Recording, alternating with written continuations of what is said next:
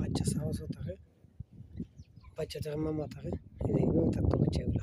এগুলো সম্পূর্ণ ঢাকাইছি নতুন জায়গার মধ্যে আমরা আসছি দিই কিছুদিন নিচে আসছে ট্যাঙ্কার বাচ্চাগুলা, এই যে বাচ্চাগুলো ঢুকে দিচ্ছে এখন দুধ লেবে লেগে।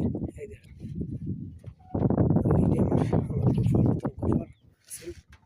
আমার শাক বানাইছি আর বর্তমানে কপিলে খাওয়া দাওয়া করছে। আর জ্বালা